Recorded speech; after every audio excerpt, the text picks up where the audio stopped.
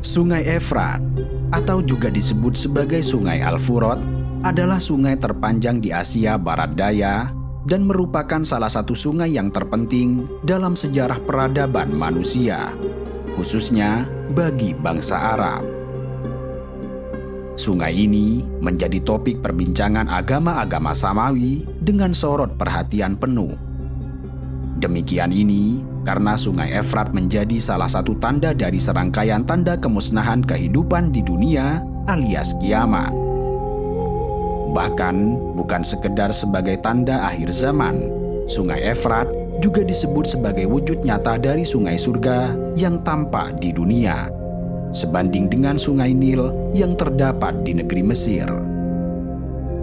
Dalam hadis riwayat Imam Muslim disebutkan, terdapat 4 sungai yang mengalir dari surga, di antaranya adalah Sungai Furat, Sayhanu wa Jaihanu wal Furatu wan Nailu, ulun min anharil jannati.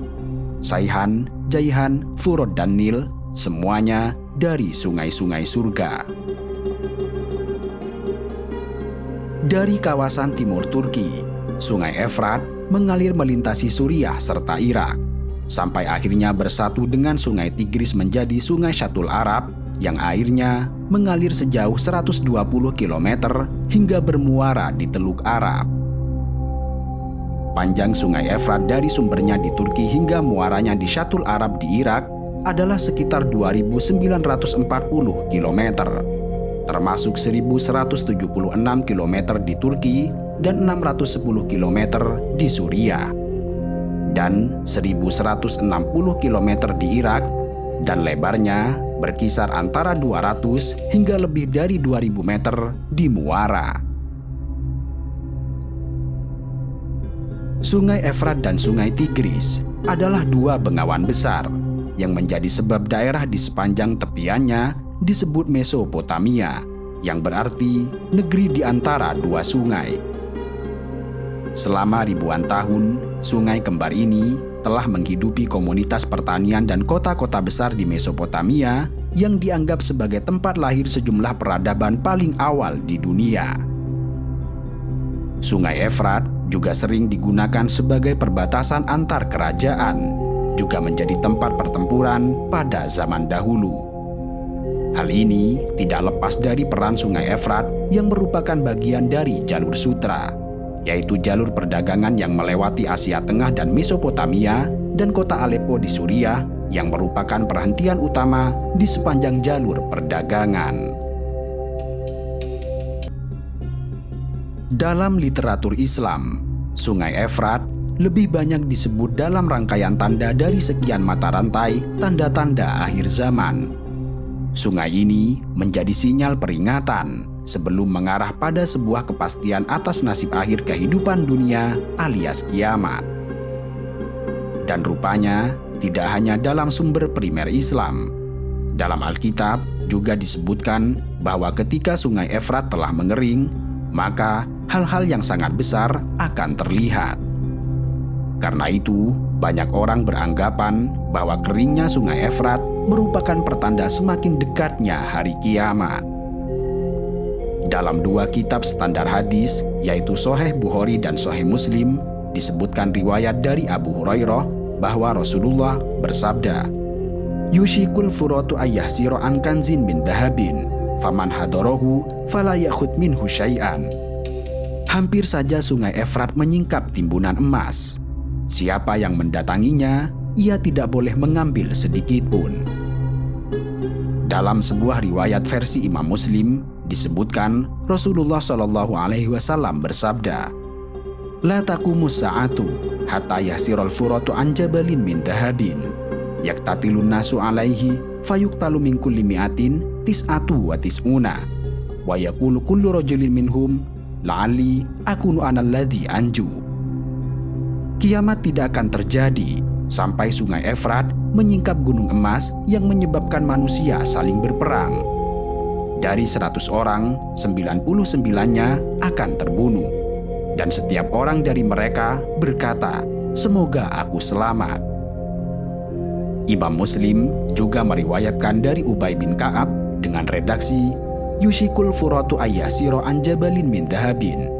Faidha sami'a bihin nasu saru ilaihi. Fayaqulu man indahu la in taroknan nasa yakhuduna minhu la yudhabanna bihi kullihi. Qala fayaqtatiluna alaihi. Fayuqtalu min kulli mi'atin tis'atu wa tis'una. Hampir saja sungai Efrat tersingkap dan memunculkan gunung emas. Ketika orang-orang mendengar hal itu, mereka bergerak menuju ke sana. Lalu orang yang di sebelahnya berkata, "Bila kita biarkan orang-orang mengambilnya, mereka akan menghabiskan semuanya." Mereka akhirnya berperang demi gunung emas itu, dan dari 100 orang, 99-nya terbunuh. Imam An-Nawawi saat mensyarahi hadis ini mengatakan, tersingkapnya gunung emas di sungai Efrat disebabkan alirannya berpindah tempat, yang sebelumnya timbunan atau gunung ini tertutup oleh tanah. Ketika aliran sungai ini berubah karena satu dan lain sebab dan melewati gunung emas ini, maka Allah akan menyingkapkannya. Wallahu a'lam. Adapun sebab Rasulullah melarang orang datang ke sana untuk mengambilnya karena akan memicu timbulnya fitnah, pembunuhan, serta pertumpahan darah. Istilah gunung emas dalam hadis bisa saja sebagai lafadz hakikah, yang artinya berwujud emas asli. Kendati demikian, istilah gunung emas boleh jadi merupakan makna majas isti'aroh, dengan kesatuan sama-sama berharga. Mungkin saat ini tidak pernah terpikirkan terjadinya perang karena air. Tetapi ketika air menjadi sangat berharga, saat kondisi alam tidak stabil karena sudah tua atau karena perubahan iklim yang kian menggila, maka perang untuk merebutkan air sangat mungkin untuk terjadi.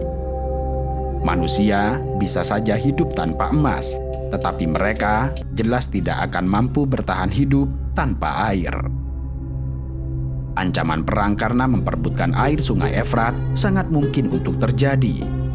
Negara-negara yang selama ini menggantungkan kehidupannya pada sungai Efrat, seperti Turki, Syria, dan Irak, jelas akan mempertimbangkan untuk angkat senjata ketika Efrat telah mengering. Nyatanya, selama beberapa dekade, sistem sungai Tigris Efrat mulai menampakkan pengurangan debit air, dan bahkan cenderung semakin mengering. Pada musim semi tahun 2021, para aktivis lingkungan menyebarkan gambar tragis di media sosial tentang kondisi sungai Efrat pada bagian yang melewati Suriah yang aliran airnya menyusut hingga kurang dari setengahnya. Mereka juga memperingatkan bahwa sungai ini dapat mengering sepenuhnya pada tahun 2040 karena penurunan permukaan air dan kekeringan yang didorong oleh perubahan iklim. Padahal, Timur Tengah dianggap sebagai salah satu wilayah yang paling rentan terhadap perubahan iklim, yang tentunya akan memperburuk masalah kelangkaan air di wilayah itu. Kendati demikian, Observatorium Suriah untuk Hak Asasi Manusia mengatakan bahwa ketinggian sungai Efrat turun 5 meter untuk pertama kalinya dalam sejarah akibat pemblokiran air sungai oleh pihak Turki, sehingga tidak lagi melebihi 200 meter kubik per detik, yang merupakan pelanggaran mencolok terhadap perjanjian yang disepakati antara Suriah dan Turki pada tahun 1987. Turki berkomitmen untuk melepaskan setidaknya 500 meter kubik per detik yang juga dimiliki oleh Irak dan Suriah. Observatorium Suriah juga memperingatkan akan terjadinya bencana yang mengancam kehidupan dan penghidupan lebih dari 3 juta warga Suriah yang bergantung pada sungai untuk mendapatkan air minum, listrik, dan irigasi. Kabar buruk bagi lingkungan ini berarti juga kabar buruk bagi manusia, karena terdapat sekitar 60 juta orang yang mengandalkan air dari sistem sungai Efrat Tigris untuk mempertahankan hidup mereka. Maka, bukan tidak mungkin di abad yang akan datang, seperti prediksi para ilmuwan, potensi perang air betul-betul terjadi. Negara-negara dan kelompok milisi berjuang untuk mendapatkan akses ke sumber daya air. Kondisi inilah yang kemudian melahirkan kekhawatiran banyak pihak sehingga gerak penelitian terus dikembangkan dengan misi untuk menghindari kekeringan yang melahirkan peperangan atau bahkan memicu perang dunia ketiga.